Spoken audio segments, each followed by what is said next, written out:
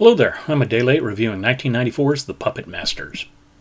No, I'm not talking about Metallica's famous album, nor am I talking about the 1989 movie about killer dolls.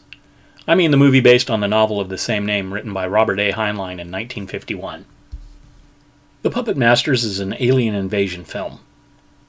But not like Independence Day or Battle Los Angeles, where the aliens show up and a large battle takes place, but more in line with an insidious paranoia of who is and who isn't an alien, similar to Invasion of the Body Snatchers, which in turn was also based on a book, only it was called The Body Snatchers. But the Puppet Masters novel was first released in 1951, while the Body Snatchers novel came out in 1955. So while the Puppet Masters was written first, it wouldn't be made into a movie until decades after the Body Snatchers got its movie. So the film opens on a farm in Ambrose, Iowa, with some kids playing frisbee, when suddenly there is a flash in the sky and it appears that something falls into the woods nearby. Being kids, they decide to go see what it is. As it turns out, nothing good. Next up, we're at a small airport. We see a small jet with a car next to it as a helicopter lands nearby. Off gets one of our protagonists, Sam Nibbins. He's an agent for the Office of Scientific Intelligence, or OSI. It's a secret branch of the CIA. As he comes over to the car, we meet Jarvis, who is another agent for the OSI, and Dr. Mary Sefton, an exobiologist for NASA. And we finally meet the director of the OSI and Sam's father, Andrew Nivens. They are here to investigate a report of a crashed UFO. Not only that, but the disappearance of the two agents that Andrew had already sent to investigate. So they head off to the reported crash site to discover it has been turned into a tourist destination. They pay their money and they start walking towards the crash site. As they walk, Andrew and Sam both notice the lack of wildlife sounds, and Mary notices that the males coming back from the site aren't eyeing her, not even surreptitiously. She tells Andrew about this observation. Once they get to the site, the UFO is obviously a fake, but there is a tour to go inside. Mary starts up the UFO and then Andrew says to stop. It doesn't look safe. That's time to leave. As they leave, they have a discussion and come to the conclusion that something landed there, but it wasn't the mock-up. Andrew decides they need to visit the local TV station that had reported about the landing and then later recanted the report. They head into town to the TV station. Once there, they get a meeting with the station manager and pose as agents from the FCC. The manager says they got taken by a scam and had admitted as much during a broadcast and didn't understand what more was required. Mary says she needs to borrow a pen and leans over the manager's desk, giving him a chance to look down her blouse. The manager pays her no mind. When Mary sits back down, Andrew glances over at her and they pass a knowing look. The manager sees this and reaches into his desk drawer, pulling out a gun. Sam draws his and shoots the manager before he can pick a target. After he falls to the ground dead, they notice the back of his shirt moving. We have our alien! The creature uses its proboscis to swing about the room and attacks Mary. She swats it away and it lands on a window. Sam is about to shoot it when Andrew says that he wants it intact. Sam then pulls the wiring out of a nearby lamp and electrocutes the creature and places it in a briefcase. They then try to leave, but several of the station personnel attack them. Sam makes quick work of most of them, and they make it out to the car. A police officer is talking with Jarvis, and Sam tells the officer to back away from the car and flashes his governmental ID. The officer reaches for his gun, and Sam kicks him in the groin. Sam tells the others to get into the car, and he jumps into the driver's seat. The officer gets up and leaps for the car, grabbing onto the door that has a window open. Andrew says that the officer is on the car, and Sam ends up using a public telephone booth to rid them of the officer. They then make it back to their awaiting jet and head back to headquarters on the East Coast. On the flight, Andrew makes a call to a subordinate to tell them to alert the CIA, to have them set up a perimeter around Ambrose. It's most imperative that no one escape, so he authorizes the use of lethal force to stop anyone from leaving the town. Once they land, they take the creature to a research lab to see if they can get some answers about it. Here we meet Dr. Graves, who will team up with Mary to examine the creature. Meanwhile, a well-armed reconnaissance team arrives at the fake saucer only to discover that whatever had been there is now gone, leaving only the fake saucer behind. Alex Holland was the recon leader, and he returns to OSI headquarters to give a report on what he found. Just a hollowed-out hole filled with water. Mary and Dr. Graves then give their report. The creature's neural tissue makes up about 60% of its mass compared to that of 5% in humans. Its black proboscis is used as an interface between it and the host once it penetrates into the host's brain. Along with a pair of hooks that clamp onto the host's spinal column, The proboscis and the hooks then allow the alien to control the host. Graves adds that they found human DNA and protein in the alien, so that they believe that the creatures are able to adapt to whatever host they take control of. Andrew sees it as a potential weakness and asks how it can be used. Mary says that they need to find something that will kill the creature but not the host. Sam says that the people that are being controlled seem stronger than normal, and Graves suggests that the aliens are boosting the humans' adrenaline system. Sam then notices that Jarvis, who is normally a chain smoker, isn't smoking and asks him when he quit. Jarvis tries to make a break for it and Sam tackles him. He pulls Jarvis' shirt down and sure enough, he has a creature on him. Jarvis manages to break free and flees deeper into the building, which looks like a mansion that has been converted into a headquarters. Sam finds Jarvis unconscious in a bathroom, and the alien is missing. He calls the others. Once they arrive, Andrew takes Holland's gun and points it at Sam, saying, "Take your shirt off." Sam takes his shirt off, showing that he is clean, and Andrew has all the staff gather in a larger room. He then orders everyone to expose their backs. The alien is on a woman who then flees. Sam catches her in a kitchen, and the two fight with Sam eventually winning. Once again, he calls for the others. Once they arrive, he points to a vent in the ceiling that is bent and says that the thing was too quick and got away. Missed it by that much. Andrew orders that every inch of the building be searched and to see if they can account for all of Jarvis's movements since they got back from Iowa. Then we see Jarvis in a med facility. The doctor overseeing him says that he is showing all the signs of an addict going through withdrawals. Back in the lab, Mary and Graves are examining the dead creature. They notice some small fiber bundles around the proboscis and speculate what they are. Looking at them under a microscope, Mary says that they look like antennae. Graves wonders if they are used by the aliens to identify one another. Back in the med wing, Jarvis empties his IV bag and gives himself an air embolus, killing himself. Bogus. Later we see Sam going into Jarvis's apartment. He meets the manager and has him open the apartment. Inside they find a crate. Sam opens it, and inside we see multiple egg-looking things. And if there's one thing the alien taught us, stay away from unknown eggs. In this case, it's just the creatures rolled up into balls. It opens, and Sam grabs the manager as he tries to flee, and the creature attaches itself to him.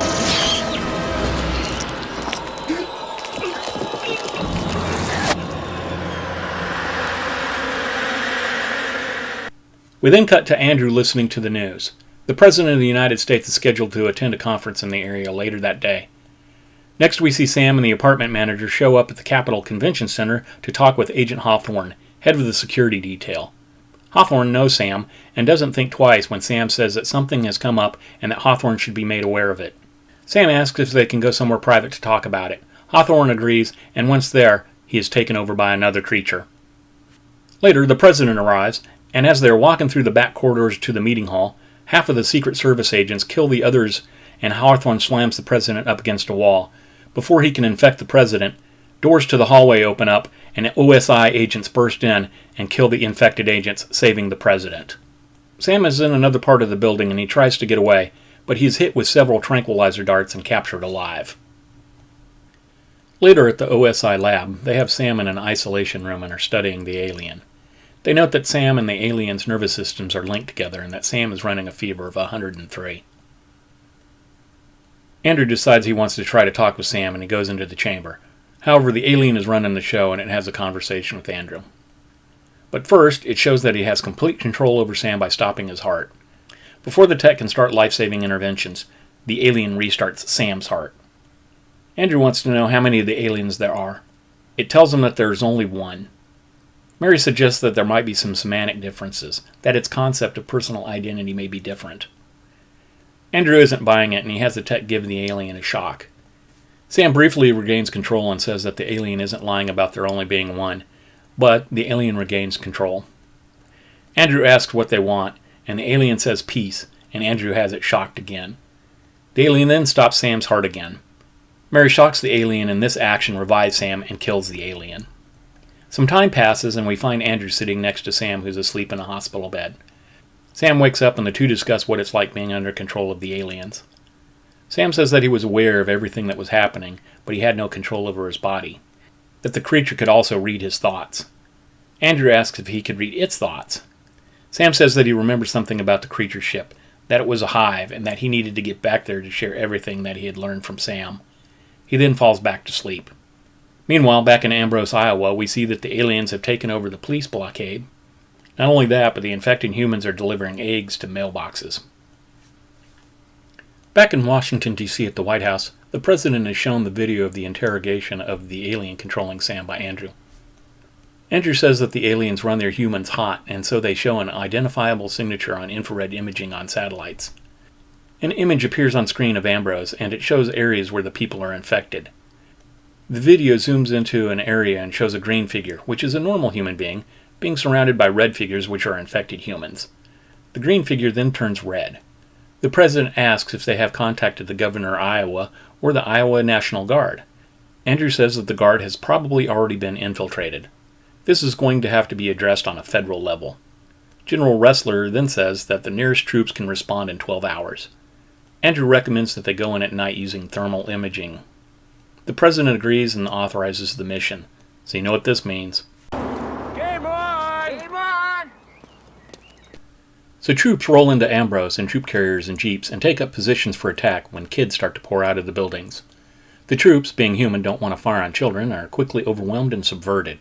All this is being transmitted back to DC by live video feeds, which are cut once the troops are taken over. They re-establish contact with the troops, but it is only audio. The troops report that everything is going well and they have rounded up the children and are moving them to a holding area before moving on to another sector. Next we see the commanding general of the mission on scene, General Morgan, and he has some troops show up that want to talk with him. It turns out that they are from the Iowa National Guard, claiming to be there to help. Morgan says he hasn't heard anything about them helping, and starts to call DC when one of the soldiers opens his uniform to reveal aliens stuck to his chest. The alien's proboscis shoots out and converts the general. Back in DC in the war room, they're listening to reports when they get a call from General Morgan. He says it was touch and go for a bit, but he thinks that the situation is now under control and he's only had light casualties. Andrew says that's good news and asks the general to remove his shirt and show him his back. As Morgan opens his shirt and starts to turn around, the video cuts out. The president is confused as to what has happened. Andrew says that the transmission wasn't lost. It was cut off, and they can now assume that all of Morgan's troops belong to the aliens. Not only have they lost a town, they have lost an army. So what are they going to do? Heck, what can they do? I say we take off and nuke the entire site from orbit. It's the only way to be sure. Well, sadly that is not an option. But if you want to find out what happens, I heartily recommend watching the movie. I was unable to find the film's budget. However, I did find the box office total, $8.6 million. So I imagine that this probably lost money. And the critics were none too impressed with it either. IMDb has it at 5.9 out of 10. CinemaScore gave it a B-, and Rotten Tomatoes has it at 29% per critics and 32% per audience.